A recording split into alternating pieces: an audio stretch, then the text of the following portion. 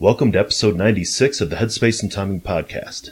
We've got a lot of guests on the show talking about their relationship to veteran mental health, whether it be as a veteran or a provider. Today's show, we're going to talk about the psychological impact of combat from a caregiver's perspective with the CEO of the Independence Fund, Sarah Verardo. My husband lost another buddy from his unit, Derek Hill. And as I sat there, I thought the only time these guys see each other is at funerals. And who's next? And it got to the point where when I would mention someone's name, Mike would say, did he kill himself? Is he okay? Is he in the hospital? I mean, it was very alarming to me.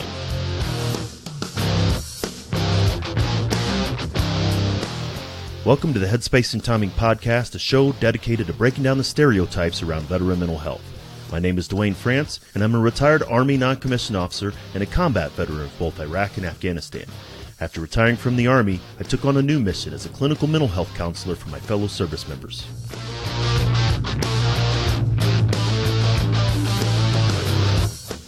If you served in any branch of the military, then you're familiar with the M2 machine gun, the 50 cal. It's one of the most effective weapons in the military's arsenal. If the weapon's headspace and timing wasn't set correctly, however, it was just a useless chunk of metal. Veterans can be rendered inoperable if their headspace and timing's not set correctly either. That's my goal with this show, to change the way that we think and talk about veteran mental health and reduce the stigma against seeking support.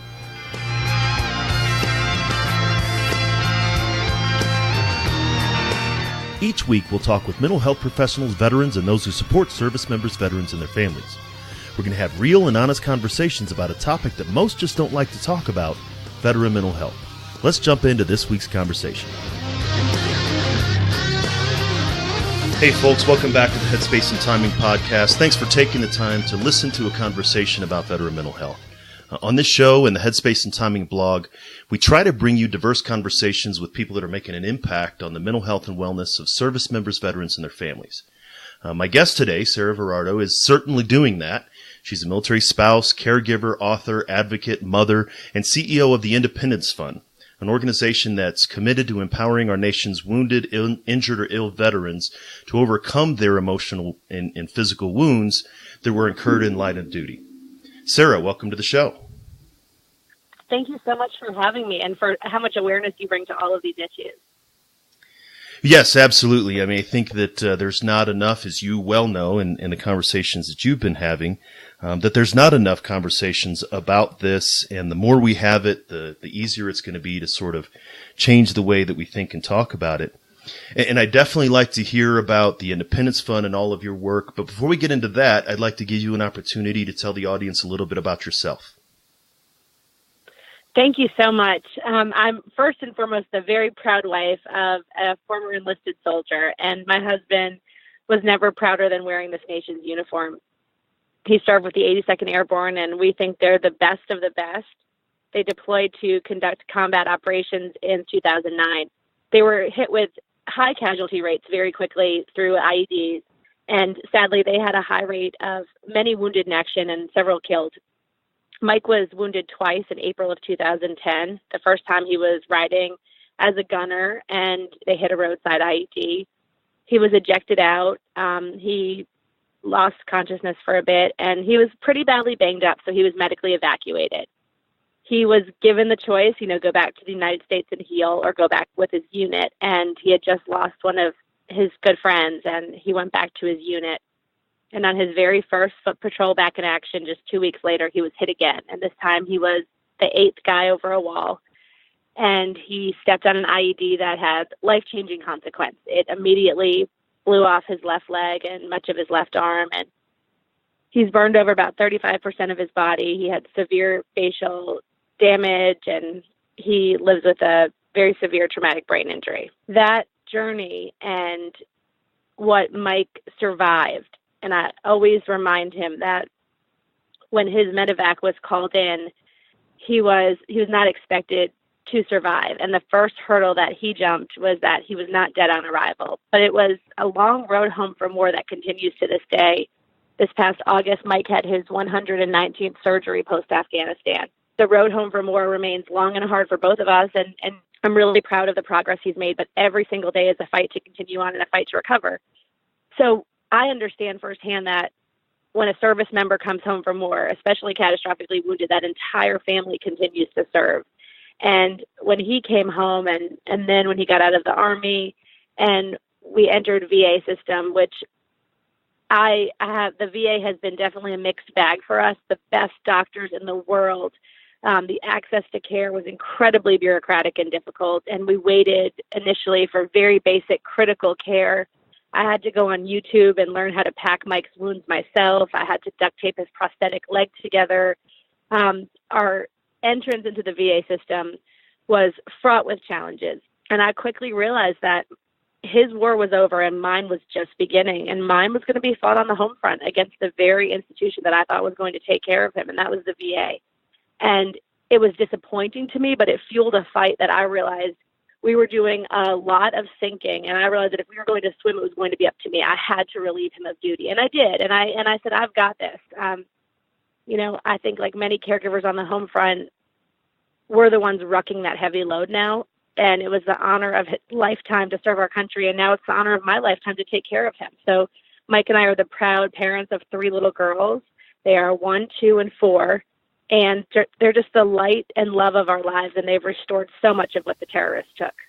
That is definitely an incredible story. My wife and I just celebrated 20 years in this past anniversary. And she was with me out of 4 of my 5 deployments. And we've always recognized, and I've said here on the show, is the families experience the deployments just along with us, but in a very different way. And then, as you said, the war doesn't stop. I always say the guns don't go silent when we leave the battlefield.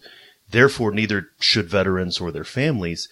I'm certain, and yes, this is a very touchy situation, but I've heard many stories of military spouses or girlfriends or things like that walking into Walter Reed or Brooke Army Medical Center, seeing their service member laying there, and then turning and walking out of the room saying, "This is too much. I can't handle this." I'm certain you've probably heard those stories too, or maybe even seen that.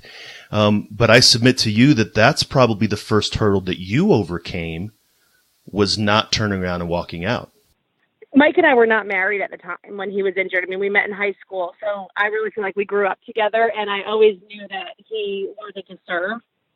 After he was injured, he was very, very concerned that I knew the extent of what I was signing up for.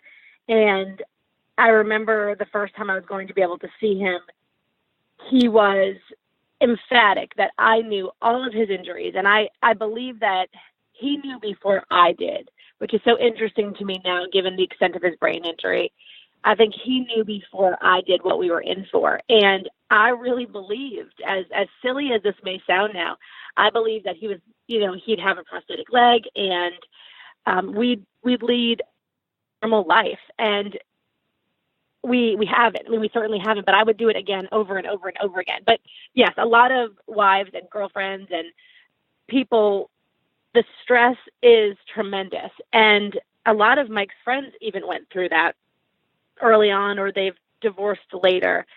And as a caregiver, I can't judge that, because being Mike's caregiver is certainly the most difficult thing I have ever done. And I don't ever want to sugarcoat that to someone and pretend that it's all, flowers, rainbows, and unicorns, because it is really hard. I have to think for both of us all of the time, and thinking for another adult is very challenging.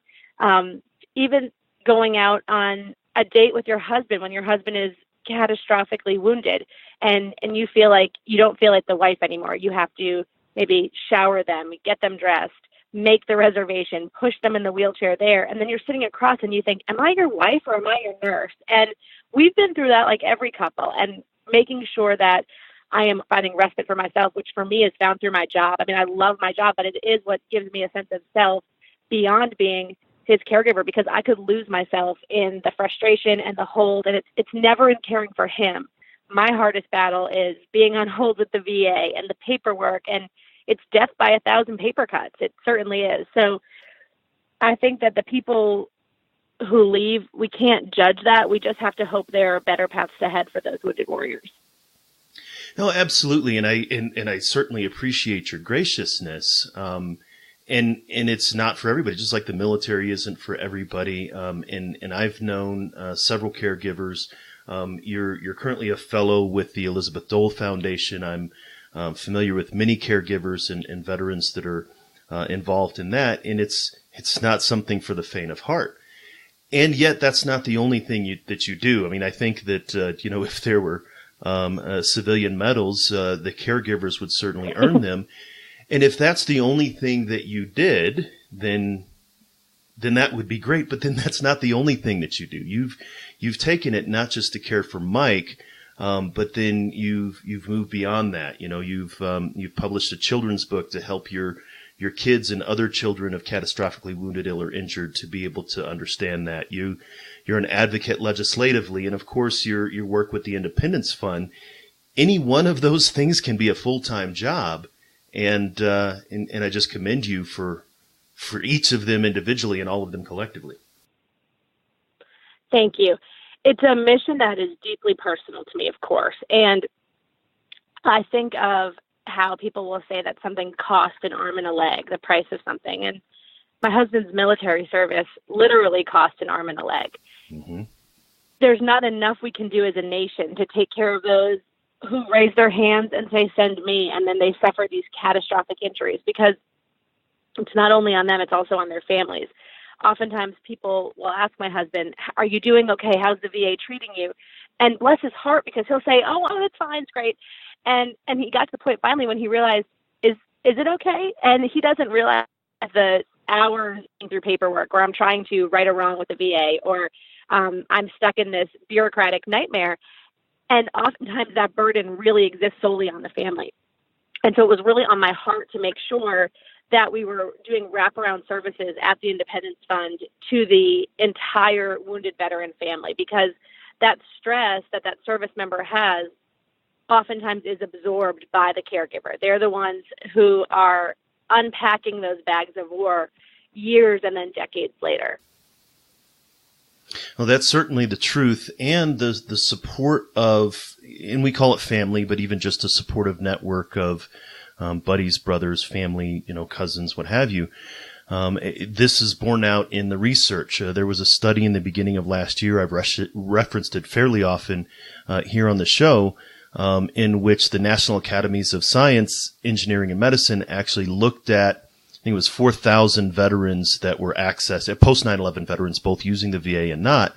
And one of the single biggest factors for committing to treatment and benefiting from treatment was the support of the family and the Veterans Network. And so I often say that veteran mental health impacts the family, and the family impacts veteran mental health, both positively and negatively.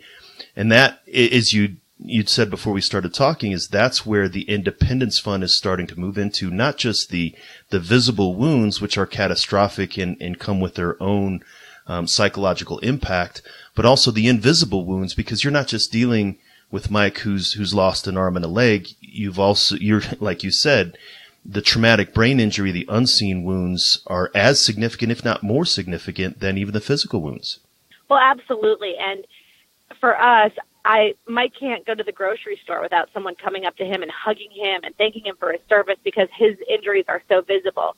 And of course, the physical injuries require a tremendous amount of care, but Mike's traumatic brain injury is probably the most difficult part of our days together, because I have to think for him. And granted, on the TBI scale, he's on the severe end of that.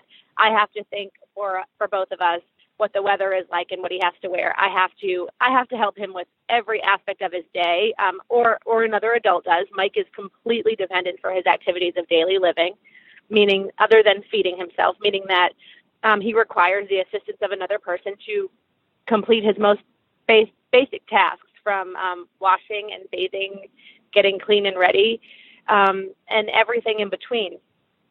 And certainly people don't see that when they look at him, because he'll sit and talk to you, and he loves New England sports, and he'll talk, extensively about New England sports or history. And people will think, oh, this is a bright guy. What do you mean he can't take a shower by himself, or he doesn't understand how to know what is weather appropriate clothing, or he puts keys in the refrigerator and milk in the closet. I mean, and those are things that happen on an hourly basis that I have to redirect and say, okay, Mike, remember, so milk is a cold item, so that would go in the refrigerator. And those are the type of things that caregivers are constantly, I mean, our minds are not able to turn off because that's the load we have to rock now, and it's heavy, but you can't put it down. Right. And again, I'm just, as I'm hearing you, just that alone, as you said, is a full-time job. And then in 2012, 2 years after, I think, of course, after the deployment, that's when you started getting involved in the Independence Fund. How did that come about? Mike was an early track chair recipient of the Independence Fund. So the Independence Fund was founded by a man named Luker who had a tremendous and patriotic heart for veterans, and he wanted to award track all-terrain wheelchairs to those that had been catastrophically injured. So Mike was one of the early recipients, and I had the privilege of being involved very early on in helping award chairs and really assisting at that point from donor development to chair applications. And it was truly just a great volunteer effort from so many wonderful people. And as that has evolved and as I took over the fund, we've been able to found other programs as well that I've been proud to found that have included family programs and caregiver programs and now Operation Resiliency that I'm sure we'll chat about. But we've also branched into adaptive sport and making sure that the life cycle of the wounded veteran that we've seen really early on, a lot of these veterans who came to us at the Independence Fund in our early years, they were, young and newly married or unmarried, and they wanted a track wheelchair. And then they had usually wives or spouses that wanted to go on a caregiver retreat because they started to learn the stress of leaving the military hospital and what comes next. And I will never forget that leaving BAMC with Mike and bringing him home to Rhode Island, where we're both from, where we met in high school. And I could not believe that they were letting me take him home. I mean, it was later the way I felt when I took my newborn baby home from the hospital for the first time. Like, I can't believe I'm in charge of this, And it was totally daunting. And I really felt tremendous stress, but pride and excitement, but also just terrified. Like, how am I going to keep him alive? The same way you probably feel about when you bring a baby home for the first time. Like, it's very, very scary. And so I really wanted us to have these caregiver programs that provide wraparound and aftercare. And we've been able to get in the weeds. And I charge my entire team. I tell them I want us to be like a disaster relief organization. We're not the VA. We don't have to be bureaucratic. We don't have to wait. And we should never keep people waiting. If there is an unmet need for a severely wounded veteran and their family, I want us to be on the ground filling that need right away. I mean, there's absolutely no reason why we can't. We need to be fluid, and we need to meet them where they are, wherever they are. There's not one size fits all. There might be a veteran who looks totally functional, but filling out paperwork for them, maybe that meets that veteran where they are, and it gives them that boost to get through the day, and that can be life changing for someone. Just that hand up and sometimes a hand out, saying that we are here for you and we're going to be the bridge from where you are right now to where you need to go. And I fully believe that people on the ground with you when you are in crisis makes all of the difference. And I tell my entire team, like, let us be that for these people who have given so much. There's a couple of really great points in what you just said. First, it's so poignant to me. I never considered it the way that you just described it. Every parent, I know that my wife and I felt this, when we leave the hospital. We were in Germany when both our kids were born. When my daughter was born, our first newborn, we're like, you're putting me in charge of this human, right? This is like a literal human, tiny, and we often joke, we have licenses for everything in the world except for being a parent. And it's arguably one of the most critical jobs. But that's the same thing when you leave Brooke Army Medical Center and you say, I can't believe you put me in charge of this human. And it's not a baby human, It's an adult human. And I think that's something that, again, I hadn't even considered that parallel, but when you said it, it struck me that in the same anxiety as a parent brings home a newborn, arguably somebody that we know is going to be dependent on us, that's a huge shift from somebody who was not dependent on us before. And I'm not calling Mike an infant in any way, and I know that's not what you meant. No, of course. Right. But just that's a very striking parallel. Well, it is. And it's a lot of times people will say to me, "Are you okay? This is so much. Are you okay?" And I'll say back, and this is really probably to my, what I would say, civilian friends, because you have your Army friends or your military friends or your wounded warrior friends, and you have your civilian friends. And I'll finally say, guys, it doesn't matter if I'm okay or not. I mean, this is what I have to do. You have to push forward. And that's why you have to find a way to push forward that makes it okay. And of course, there are days that I'm not okay. There are days where I feel like, how am I going to continue doing this? There are people who are so dependent on me. And in August, when Mike had his 119th surgery post-Afghanistan, I was down. It had been a very difficult few days. And as caregivers, we exist in this space of just, I think we're battle ready all the time. And so we have this heightened sense of stress that never is able to leave our body. And I was down in the cafeteria. Things had been just very bad post-surgery. And all of a sudden I heard a trauma code, being called through the hospital. And they were urgently calling for a patient's room. And I thought, oh, that's so horrible for whoever that's for, because, the wounded warrior community is a small one. And then I realized they were calling it for Mike's room. And this was just in August and was more than 8 years post-injury. And it was like the breath I had been holding all of these years left my body. And I remember telling myself, okay, it's game over. He has fought as long as he could and as hard as he could. And this is it. And luckily it wasn't it, of course. And he's incredibly strong, and he has an amazing will to push through and fight. But what's important to note about that is that as a caregiver on the home front, we have to be battle ready, and we are really never in a state where we can say we are okay. Of course, there are times that are calmer than others, and you're fixing an issue with VA or DOD, an overpayment or underpayment or a benefit or a medical bill, or you're just doing it life solo. And I know it's true for me and many of the caregivers I represent, and that we have the privilege of serving at the Independence Fund, that every single life choice I make, I have to ask myself, can I do this alone? Because that's the reality for the thousands of caregivers that are in my situation. And there are thousands of us that are providing this 24/7 injured. And it's a battle that is often fought completely alone. And that's why we think peer support is incredibly important as well. See, and that's another aspect of what you were talking about earlier that I wanted to bring out. I've been involved in several different nonprofits, both as a program director, now an executive director, and then as a board member on others or advisory board. And one thing that we, as we often do both in the military, is we want to guard against mission creep, right? I do what I do very well.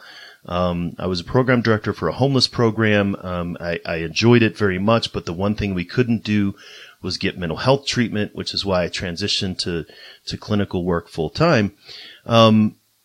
You started out, your core mission, the Independence Fund's core mission, was to just provide all-terrain wheelchairs. And you could have very easily guarded against mission creep, and say, well, this is what we do well. But it's not that you've done mission creep, it's mission expansion. You've seen what other gaps are there, and water will, fill the container that it needs to. And so the expansion, the evolution really of the mission of the Independence Fund over time is pretty impressive as well. Thank you. Really, for us, it was natural, and so much of it has mirrored my own family's experience, and that's why I believe that personal lived experience is vital when you're leading a nonprofit like this. It is often striking to me as I'm in roundtables or Congress or elsewhere that a lot of times the people who are making decisions for families like mine have no firsthand experience of families like mine. And that's why it's deeply personal to me. I mean, deeply personal to me. And it's not to say that everyone has to be a veteran or a caregiver, because there are fabulous leaders out there who, of course, are neither. But I think it is really important for an organization to have a natural connection to those that they're serving. And I live that experience every day. And so when someone is desperately in need of services from the Independence Fund, I understand that we need to meet that person where they are and also what the needs of that family may look like. We had the honor of launching our family program in 2018, and we've named it Heroes at Home, which is named after my children's book, which is Hero at Home. And the program was a tremendous success. And for our inaugural retreat, which has a huge emphasis on art therapy, we took 7 families of catastrophically wounded post 9/11 veterans. And all of our programs are open to all eras of wounded heroes, but this particular group, they were all post 9/11 combat wounded, and they had children that were born post-injury, or they had children that were under 1 year old when the service member was wounded. So a group of young children and young families, and we went to Disney together, and my family was able to be part of that. And what I found was so impactful is that our oldest daughter said to me, all of the daddies are in wheelchairs. And she'd say things like, Ariana's daddy doesn't talk a lot like our daddy, or he can't find all the words like our daddy can't find the words. And it was really inclusive for our children too. And that's where we need to look at this next generation who's also carrying this torch at home, caring for our nation's wounded, ill, and injured. So it's been a very natural evolution, and the track chair has provided so much independence back. What I've pledged and promised is that America's caregivers and their families will always be at the forefront of the Independence Fund's desire to provide independence back to our nation's heroes. And that's really what our true mission is, to empower and support our nation's wounded. And a lot of times it does come in the form of these very cool tank-like all-terrain track chairs, but other times it comes through a family retreat or just meeting that veteran where they are. You know, that's very critical and even timely, I think, for me. You know, as we tend to get older, and I spent 22 years in the Army, and things start to maybe shift or move in your mid 40s. And I recently, you know, had my physical, and my wife and I were talking about, you know, some of my lab results and things like that. And it was very common. And my son, who's a senior in high school, when I started to deploy, my children were in elementary school in really first grade. And when I stopped deploying, they were approaching high school. So the majority of my son and obviously my daughter's formative years were with me as deploying. But he got worried just because we were talking about something medical, and like he was like, you know, what's going on? And, you know, just, it's high cholesterol, like it's, you know, it's human, but, you know, but it was, but that's the issue of how it impacts the families, and even how it impacts the families, this much farther on. But then it's also, you talk about the longevity, and of course we've talked about the longevity. I've talked about it here on the show, that we're entering the first cross-generational war. This past year was the first time that someone not born on 9/11 could enlist in the military and go fight in the same battle. My children, my son, of course, who's 17, about to turn 18, you know, we have heard over and over again that generationally, that we're passing these conflicts on to the next generation. My father was a Vietnam vet. I've said often again, my brother and I both served in Iraq, one after the other, and then Afghanistan simultaneously. And so it is an impact in the longevity sense. And that's where the Independence Fund, you're talking about shifting now to these, focusing on the invisible wounds or the psychological impact of not just on the veteran, but on the family. And doing it with the lens of, now we're doing it 10, 12, 14 years after the incidents that occurred. Right. We know that, one, we know what we don't know. And we're very grateful for the advancements of battlefield medicine. Had my husband been injured even 5 or 10 years earlier, he probably wouldn't have survived his injuries. And there were so many incredible things that kept him alive. I mean, first and foremost, his amazing medic, a man named Sean Testa, who I really believe kept him alive. but also the advancements of battlefield medicine. I mean, he had what's considered a non-FDA approved blood transfusion, and which is basically like a field blood transfusion. And of course, afterwards, you're getting called every 6 months saying, we've got to check his blood, we've got to check his blood. But at the time, whatever is necessary is being done to keep these service members alive, which is incredible. But we need to make sure what is happening at home moves in tandem with that. So it's great that the service member is being kept alive. Okay, do we have the programs of support then to provide these incredible needs for the decades to come? And we don't know what the longevity of life looks like for these service members. We absolutely don't. We do know that they have, for our most catastrophically wounded, we know that they have polytraumatic conditions. They have routine medical matters can turn seriously very quickly. They have unending surgeries. I mean, my husband has obviously been under anesthesia so many times. And what does that do on a person? And I had a leading researcher say to me recently, nationally, say to me, Sarah, there are not groups of people who have been under anesthesia this many times. Even within the military, there are not groups of people. So it's a group that, how do you study the long-term effects of being under anesthesia hundreds of times? You really can't.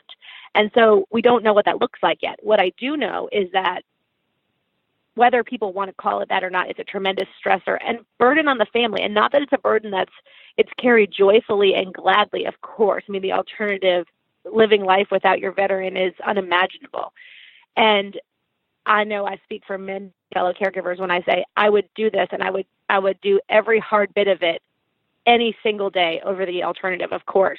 But we still owe it to those who have worn our nation's uniform, been severely injured defending it, and then those who take care of them, to give them every single thing we have as a nation through nonprofits, through government intervention. I mean, whatever we can do to work together in tandem to make sure the programs that happen at home move successfully with the advancements of battlefield medicine. That is an excellent point. We've often talked about, these wounds that would have been catastrophic in earlier conflicts. The mortality rate of current conflicts is lower than obviously Vietnam, and certainly with the numbers but just per ratio and per deployments to World War II and World War I. So the survivability is greater, but the catastrophic impact of that survivability is also greater, right? This is why we've seen this emergence in traumatic brain injury, and even with the multiple deployments of, back to back. I was actually talking to another guest recently where, I could be arguably considered a 2-war veteran, whereas in the past that would have meant World War II in Korea or Korea and Vietnam. Well, now it's just one theater right to another, and so many of us are doing that. And I had 1 Iraq and 2 Afghanistans within a 4-year span or a 3-year span or whatever it was. And so just what that long-term impact is going to be, again, not just on the physical aspect, but on the psychological aspect. And you'd mentioned earlier Operation Resiliency and the new program that the Independence Fund had launched that's trying to address that. And what I realized is my husband served with the best men this country will ever know. And they stood shoulder to shoulder, and they deployed to Afghanistan. And sadly, many of them never came home. And then some of them came home only to lose their battle here on the home front.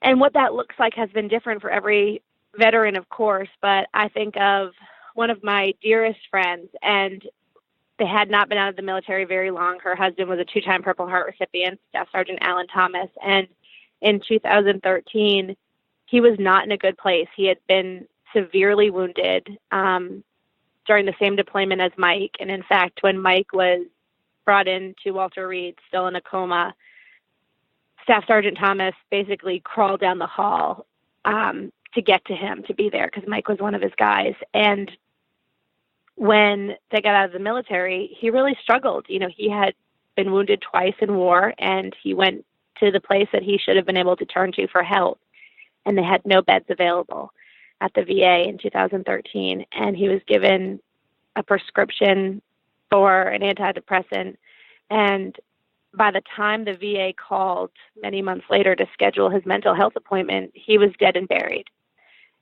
And that moment of telling my husband that a man that he loved, that had been a leader for him, a friend, that he had killed himself. I mean, I will never forget that as long as I live. I remember what he was wearing, what music was playing, and I remember the weight of holding my husband's entire body upright because he was just distraught. That was the first friend he had lost to suicide, and this was someone who had survived the horrors of Afghanistan, including being severely wounded in Afghanistan, and then came home and lost his battle here and had been failed by the very place that was supposed to help him. And it's a stain on our nation, and we know that.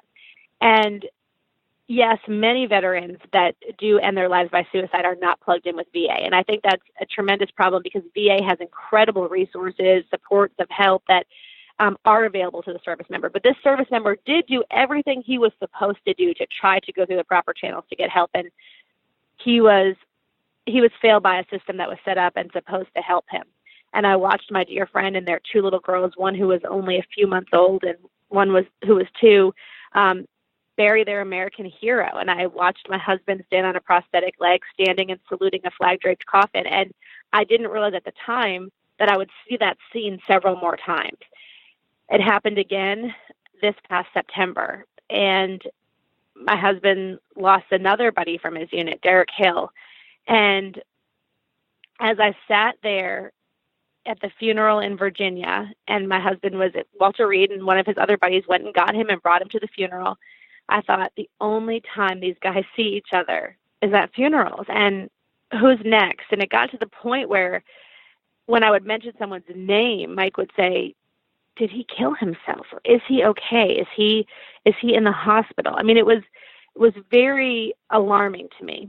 And I went to Dr. Keita Franklin, who is just a powerhouse for suicide prevention and mental health. And she's a true boots on the ground leader. I mean, she really believes in meeting the service member where they are. And I think that she's a fabulous, incredible force in the veteran and military community. And of course, she runs suicide prevention for Veterans Affairs. And I went to her in September and I said to her, teach me about suicide.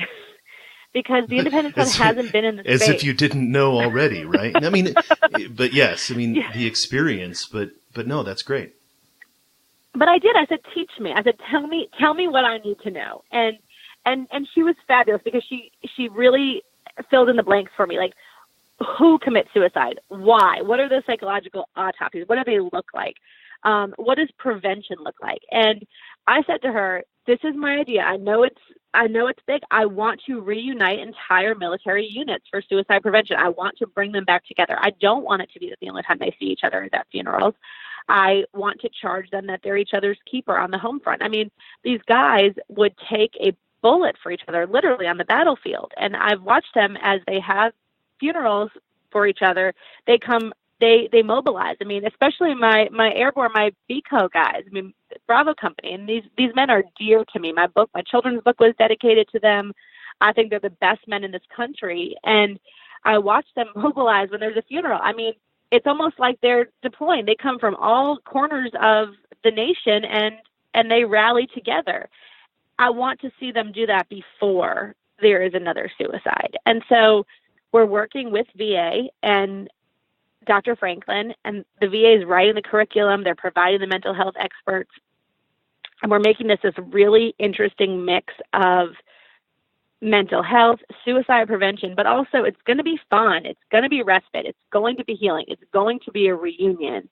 And at the end of it, if the person is a veteran, because we still have some of our guys are on active duty for this initial retreat, if they are a veteran, we're going to say, please sign up for the VA because these are services that are available to you. Let's utilize them and let's make sure we're doing appropriate aftercare. And then the second part of that is you are each other's keeper the same way you were in Afghanistan. And let's replicate that on the home front. So I'm so excited to pilot this group, especially with a group of men that are just deeply, deeply personal to me. You know, I think it's, and as I mentioned when we first started talking before we started recording the show, is that we've been trying to connect for a while. But then when I read about the reunion that you have coming up, and it mirrors a conversation that I recently had with a colleague of mine, literally this past Sunday, with Richard Casper of Creative Vets. And he had mentioned that he had helped a veteran write a song about the Battle of Nasiriyah, and he went to the 15-year reunion of the Marines who had participated in the Battle of Nasiriyah. And he said it was a great reunion, and it wasn't necessarily focused mental health, but he said what surprised him was shortly after the reunion had been concluded, 3 of the Marines took their own lives. And he was asking me as a mental health professional, he says, why is this, right? And these guys have made it for these 15 years. And then after this reunion, then everything falls apart. And his idea, literally 2 days, I think, before I read your article, was how can we incorporate mental health treatment into these reunions? And it looks like the Independence Fund is taking a step forward in doing that. Absolutely. We know that we could not, and frankly, should not do this without VA as a partner. We want to do this responsibly.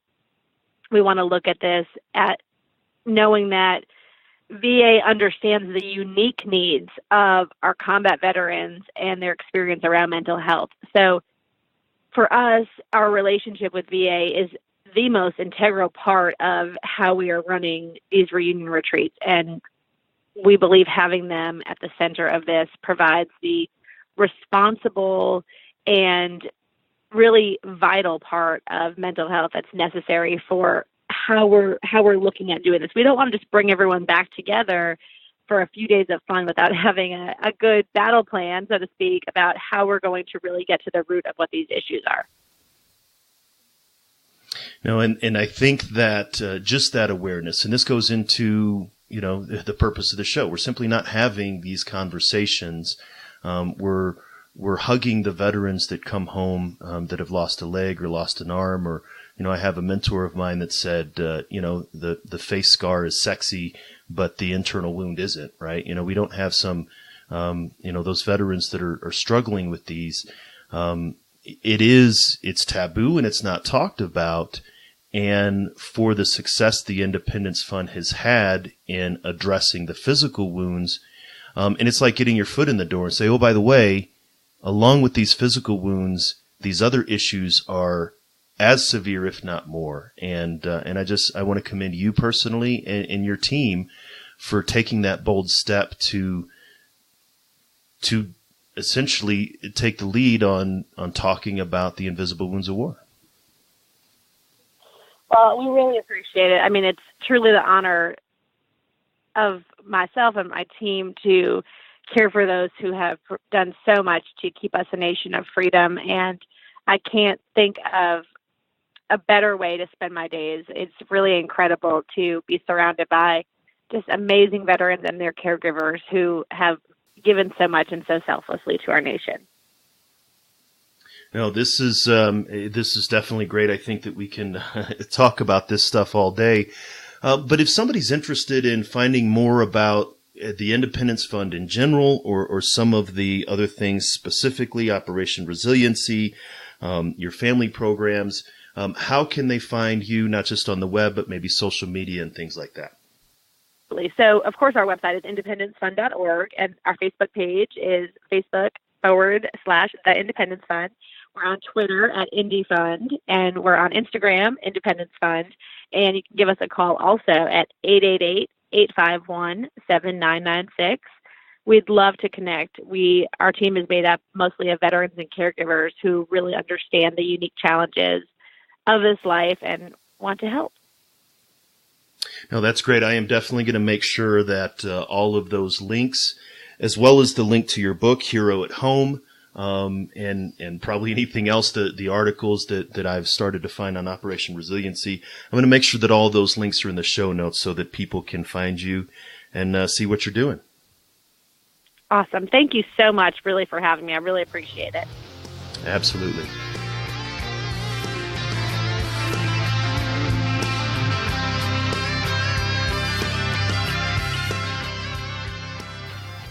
You're listening to Headspace and Timing, where we're trying to change the way that we think and talk about veteran mental health.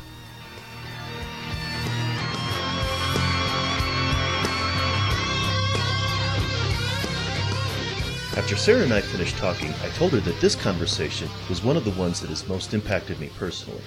In the story of Sarah, Mike, and their daughters, you can hear the true impact of combat. You can also hear the hope, the resilience, the frustration, and the joy that can go along with caring for our wounded, ill, or injured veterans. Sarah and the Independence Fund are making a difference in the lives of service members, veterans, and their families. One of the things I appreciate most is the fact that they're not just focused on physical wounds, but also supporting veterans psychologically. They're among a growing group of organizations that are bringing service members, veterans, and their families together, but including mental health professionals in the planning and execution of these events.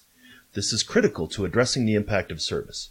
We wouldn't address the physical challenges without input and advice from medical professionals, but it's often the case that organizations try to address psychological concerns without input and advice from mental health professionals.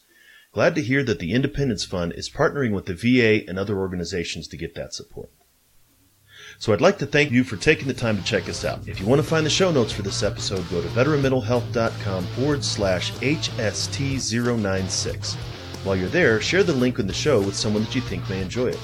One of the challenges in changing the way that we think and talk about veteran mental health is how do we spread the word? You can subscribe on a bunch of different podcast players like iTunes, Google Podcasts, Spotify, Stitcher, and many others. While you're checking it out, consider dropping a rating or review on the show. It helps for the show to rank higher in searches. If you leave a review, I'll mention you on the show, which is always cool, but it'll also help others find us. A couple of new reviews came in this week, one from Gigi Griffith, and another veteran and mental health professional, Eric Strong. Eric and I had a great conversation a little bit ago for an upcoming episode of the Headspace and Timing podcast, and he turned the tables on me by inviting me on his show, Conversations from the Couch. You can find out how to share the same feedback on the podcast player you use by going to veteranmentalhealth.com/platforms.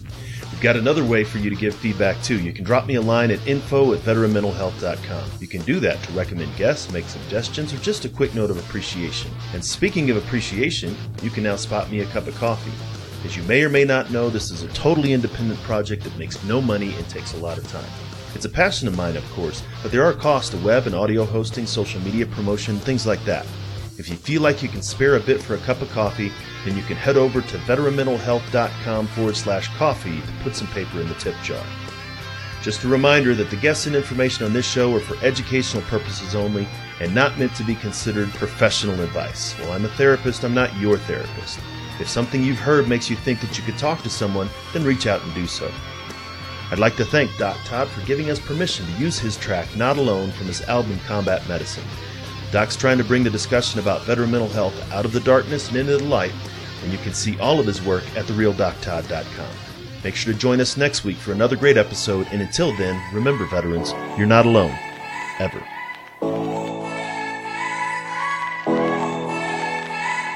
The struggle is real, found a feast and lost a soul. Eventually my drinking, it got out of control. There in darkness I roam, struggling to find home.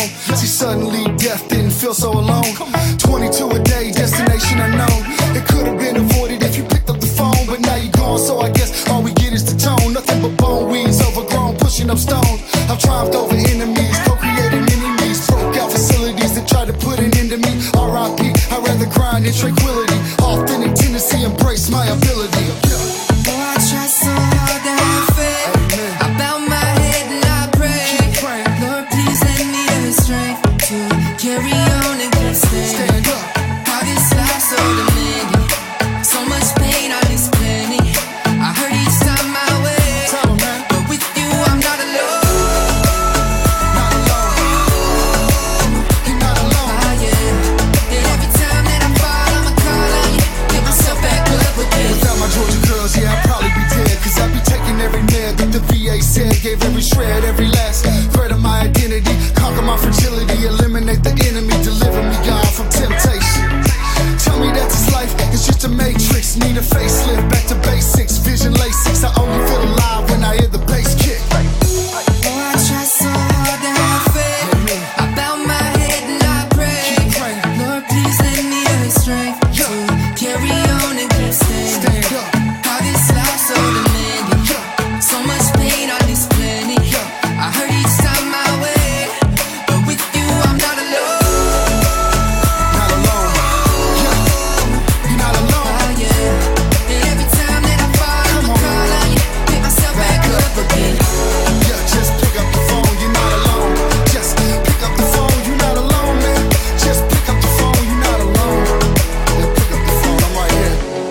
love you guys.